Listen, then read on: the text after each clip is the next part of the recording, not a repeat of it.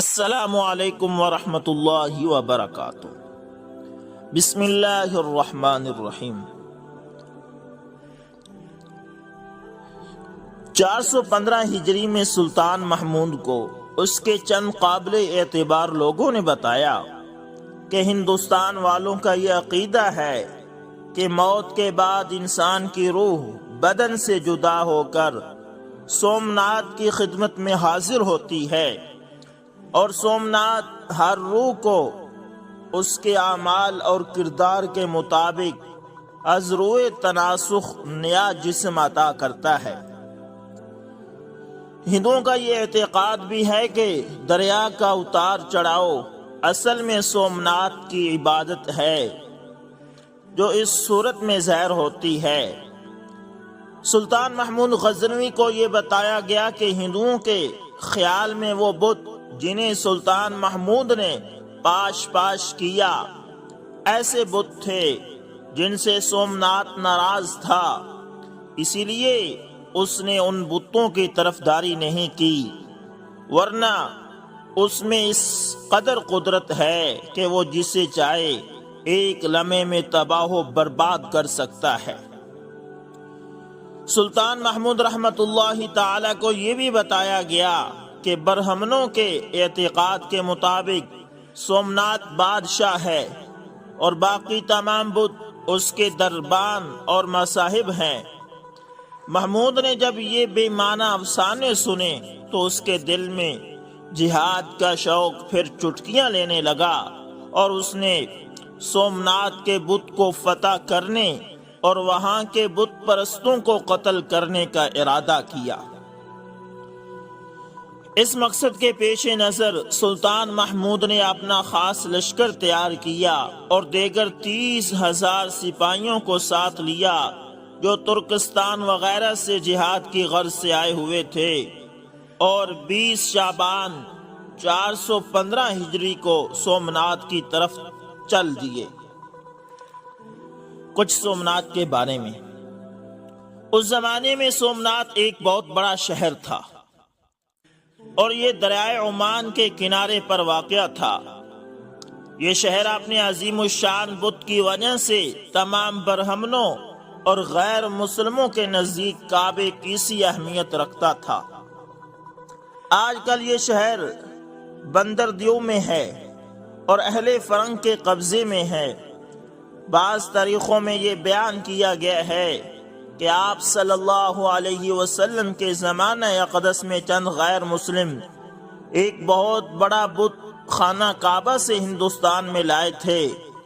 اس بت کا نام سومناتھ تھا، اسے اس جگہ نسب کیا گیا، لہذا اس مقام کا نام بھی اس بت کے نام پر سومناتھ رکھا گیا۔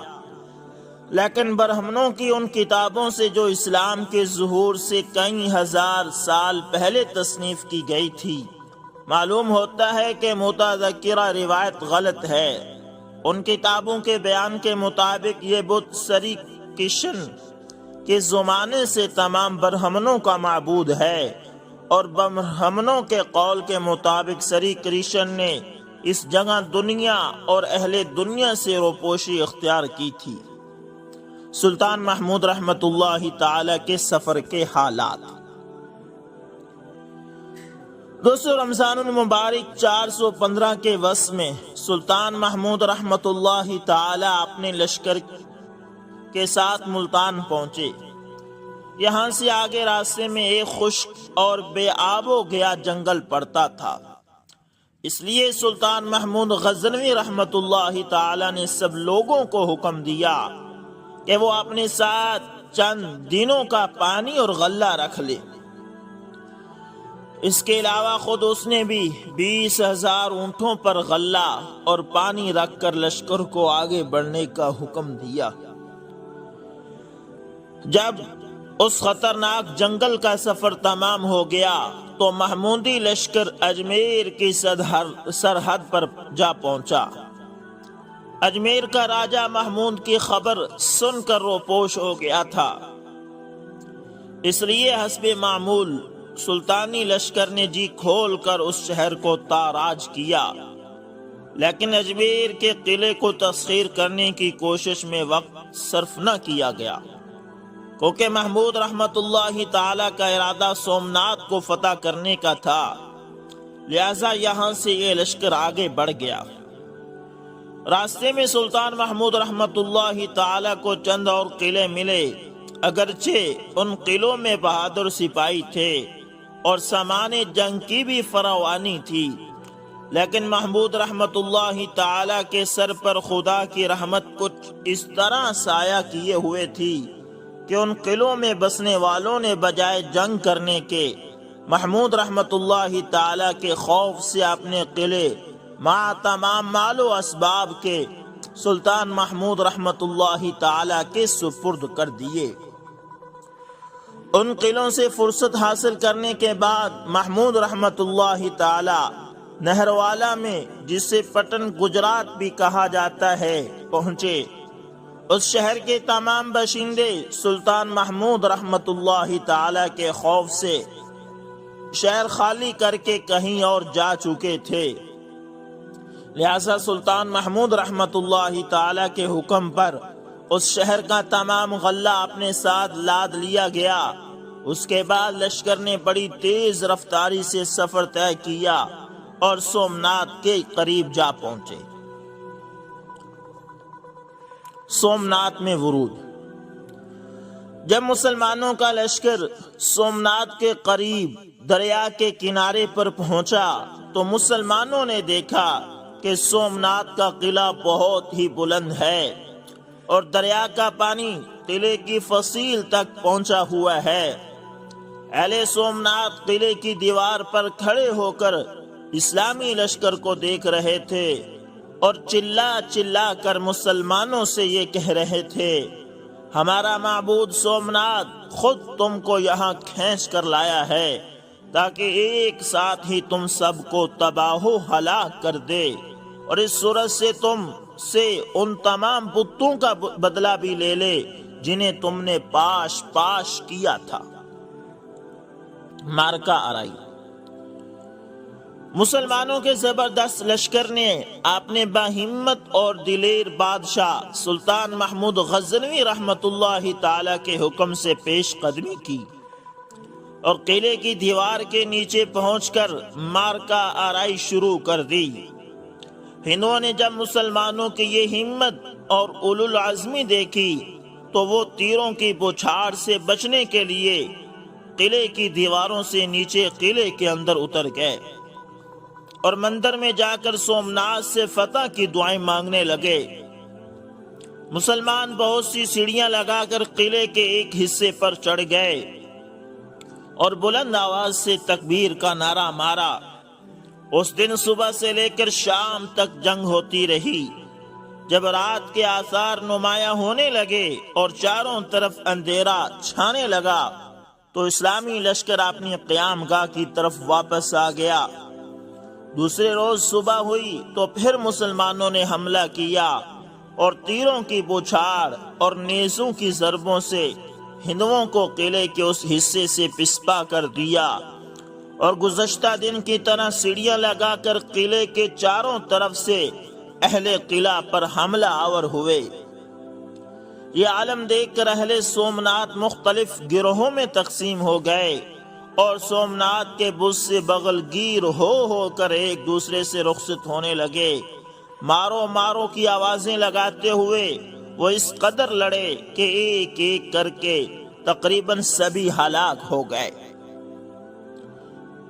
تیسرے روز ہندوؤں کے وہ لشکر جو قلعے کے آس پاس جمع تھے اہل قلعہ کی مدد کے لیے مسلمانوں کے سامنے مقابلہ پر آ گئے۔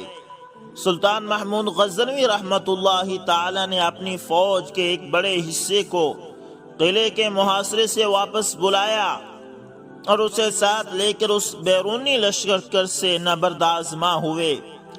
طرفین میں زبردست مارکا آرائی ہوئی اور میدان جنگ میں خون کی ندیاں بہنے لگی۔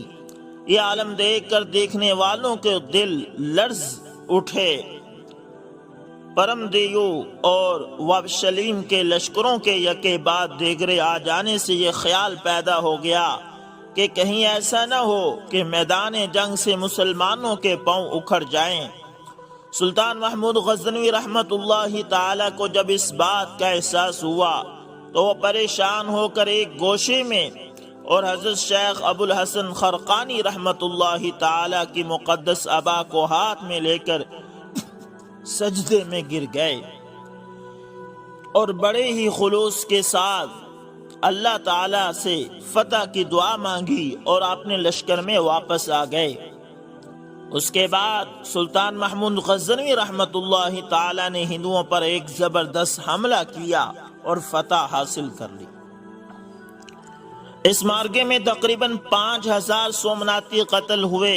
باقی ماندہ لشکر اور پوجاری جن کی تعداد 4000 تھی اپنی جان بچا کر دریا کی طرف بھاگے اور کشتیوں میں بیٹھ کر جزیرہ سرنادیب کی طرف روانہ ہو گئے تاکہ وہاں جا کر پناہ لے سکیں۔ محمود رحمت اللہ تعالی نے پہلے ہی ان فراریوں کا انتظام کر رکھا تھا اور کشتیوں میں مسلمان لشکر کے چھوٹے چھوٹے دستے بٹھا کر ان کشتیوں کو دریا میں چھوڑ رکھا تھا تاکہ وہ بھاگنے والوں کا رستہ روکیں۔ لہذا جس وقت ہندو کشتیوں میں بیٹھ کر جزیرہ سرانادیب کی طرف روانہ ہوئے اسی وقت مسلمان لشکریوں نے ان پر حملہ کر کے ان کشتیوں کو غرق آب کر دیا۔ فتح سومنات کے بعد جب ہندوؤں کی طرف سے پوری طرح اطمینان ہو گیا تو سلطان محمود غزنوی رحمت اللہ تعالی اپنے بیٹوں اور معززین سلطنت کو ساتھ لے کر قلعے میں داخل ہوئے اور قلعے کے ہر حصے کو بغور دیکھنے لگے۔ عمارت کو دیکھنے کے بعد سلطان محمود ایک اندرونی راستے کے ذریعے بت خانہ میں جا پہنچے۔ اس نے دیکھا کہ بت خانہ اپنے طول و عرض کے لحاظ سے اچھا خاصا بڑا تھا۔ اس کی وسعت کا اندازہ اس بات سے ہو سکتا ہے کہ اس کی چھت 56 ستونوں پر قائم تھی۔ بت خانہ میں سومنات رکھا ہوا تھا۔ اس بت کی لمبائی 5 گز تھی جس میں 2 گز زمین کے اندر گڑا ہوا تھا اور 3 گز اوپر نظر آتا تھا۔ یہ بت پتھر کا بنا ہوا تھا۔ جب محمود رحمت اللہ تعالی کی نظر اس پر پڑی تو اس کی اسلامی غیرت کے جوش نے شدت اختیار کی، لہذا اس نے گرز سے جو اس کے ہاتھ میں تھا ایک کاری ضرب لگائی اور اس بت کا منہ ٹوٹ گیا۔ اس کے بعد سلطان محمود نے حکم دیا کہ اس بت میں سے پتھر کے 2 ٹکڑے کاٹ کر علیحدہ کیے جائیں اور غزنی بھجوا دیے جائیں۔ ان میں ایک ٹکڑا جامع مسجد کے دروازے پر اور دوسرا ایوان سلطنت کے صحن میں رکھا جائے۔ اس حکم کی تعمیل کی گئی۔ چنانچہ اس وقت سے لے کر اب تک 600 سال کا زمانہ گزر جانے کے باوجود یہ ٹکڑے وہیں رکھے ہوئے ہیں۔ اس کے علاوہ سومنات کے بت سے 2 اور ٹکڑے علیحدہ کیے گئے جو مکہ اور مدینہ بھیجے گئے تاکہ انہیں عام راستے میں رکھ دیا جائے اور لوگ انہیں دیکھ کر سلطان محمود رحمت اللہ تعالی کی ہمت اور جرت کی داد دیں۔ تاریخ میں یہ واقعہ پوری صحت کے ساتھ بیان کیا گیا ہے۔ جس وقت سلطان محمود رحمت اللہ تعالی نے سومنات کے بت کو پاش کرنے کا ارادہ کیا تو اس وقت برہمنوں کے طبقے نے معززین سلطنت کے توسط سے سلطان سے درخواست کی کہ اس بت کو نہ توڑا جائے اور یوں ہی چھوڑ دیا جائے۔ ہندوؤں نے اس کے عوض دولت کی ایک بہت بڑی مقدار دینے کا وعدہ کیا۔ معززین سلطنت نے ہندوؤں کی اس درخواست کو سلطان تک پہنچاتے وقت یہ خیال ظاہر کیا کہ اس درخواست کو قبول کر لینے میں ہمارا فائدہ ہے۔ بت کو توڑ ڈالنے سے نہ تو بت پرستی کی رسم اس شہر سے مٹ سکتی ہے اور نہ ہمیں کوئی فائدہ ہوگا، لیکن اگر ہم اس بت کو نہ توڑنے کے معاوضے میں کوئی معقول رقم قبول کر لیں گے تو اس سے غریب مسلمانوں کا فائدہ ہو جائے گا۔ اس کے جواب میں محمود رحمت اللہ تعالی نے ان سے کہا تھا، تم جو کہتے ہو وہ صحیح ہے، لیکن اگر تمہارے کہنے پر چلوں گا تو میرے بعد دنیا مجھے محمود بت فروش کے نام سے یاد کرے گی، اور اگر میں اس بت کو پاش کروں گا تو مجھے محمود بت شکن کے نام سے یاد کرے گی، مجھے تو یہی بہتر معلوم ہوتا ہے کہ دنیا اور آخرت میں مجھے محمود بت شکن پکارا جائے، نہ کہ محمود بت فروش۔ محمود کی نیک نیتی اسی وقت رنگ لائی جس وقت اس بت کو توڑا گیا تو اس کے پیٹ میں سے ان گنت اور بیش قیمت جواہر اور اعلیٰ درجے کے موتی نکلے۔ ان سب جواہرات کی قیمت برہمنوں کی پیش کردہ قیمت سے 100 گنا زیادہ تھی۔ سومناتھ کا بندر ہندوؤں کے نزدیک بڑی اہمیت رکھتا تھا۔ جب کبھی سورج گہن یا چاند گہن ہوتا تو یہاں تقریباً 2,30,000 آدمی جمع ہوتے، جن میں بیشتر دور دراز کے علاقوں سے مرادیں مانگنے اور نظریں چڑھانے کے لیے آتے تھے۔ ہندوستان کے راجہ اس مندر کے اخراجات کے لیے وقتاً فوقتاً گاؤں اور قصبے وغیرہ وقف کر دیا کرتے تھے۔ جس وقت سلطان محمود نے اس پر حملہ کیا تھا اس وقت تقریباً 2,000 قصبوں کی آمدنی اس کے اخراجات کے لیے وقف تھی۔ اس مندر میں ہر وقت 2,000 برہمن پوجا پاٹ کے لیے موجود رہتے تھے۔ یہ پجاری روزانہ رات کے وقت سومناتھ کو گنگا کے تازہ پانی سے دھویا کرتے تھے۔ واضح رہے کہ سومناتھ اور گنگا کا درمیانی فاصلہ 600 کوس کا ہے۔ ان پجاریوں نے مندر کے ایک کونے سے دوسرے کونے تک سونے کی ایک زنجیر باندھ رکھی تھی جس کا وزن 200 من تھا۔ اس زنجیر میں چھوٹی چھوٹی گھنٹیاں لگی ہوئی تھی۔ پوجا پاٹ کے وقت اس زنجیر کو ہلایا جاتا اور گھنٹیاں بجنے لگتی اور ان گھنٹیوں کی آواز سے پجاری عین وقت مقررہ پر پوجا کے لیے مندر میں حاضر ہو جاتے۔ یہاں 500 گانے بجانے والی عورتیں اور 300 مرد ساز ندے ملازم تھے جن کے اخراجات وقف شدہ دیہاتوں اور قصبوں کی آمدنی سے پورے ہوتے تھے۔ پجاریوں کے سر اور داڑیاں مونڈنے کے لیے 300 حجام ہر وقت یہاں موجود رہتے تھے۔ ہندوستان کے بیشتر راجہ اپنی بیٹیوں کو سومناتھ کی خدمت کے لیے مندر بھیج دیتے تھے۔ یہ لڑکیاں تمام عمر کنواری رہ کر مندر میں مختلف فرائض سر انجام دیتی تھی۔ اس مندر سے سلطان محمود رحمت اللہ تعالی کو جو اعلیٰ درجے کے جواہرات اور سونا چاندی ہاتھ لگا وہ اس قدر زیادہ تھا کہ اس کا 10واں حصہ بھی اس سے پہلے کسی بادشاہ کے خزانے میں جمع نہ ہوا ہوگا۔ تاریخ زین المعاصر میں لکھا ہے کہ مندر کی وہ مخصوص جگہ جہاں بت سومناتھ رکھا ہوا تھا بالکل تاریک تھی اور وہاں جو روشنی پھیلی ہوئی تھی وہ دراصل اعلیٰ درجے کے جواہرات کی شعاعیں تھی۔ یہ جواہرات مندر میں قندیلوں میں جڑے ہوئے تھے۔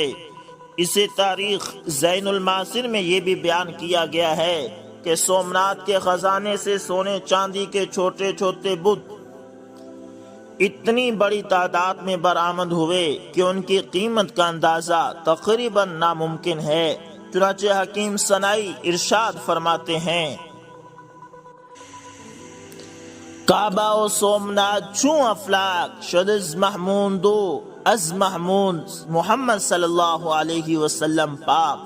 دوستو امید کرتا ہوں آج کی یہ ویڈیو آپ کو پسند آئی ہوگی۔ اگر پسند آئے تو لائک شیئر کمنٹ لازمی کریں۔ ملتے ہیں کسی نیکسٹ اچھی سی ویڈیو کے اندر دوستو، تب تک کے لیے اللہ حافظ، جزاکم اللہ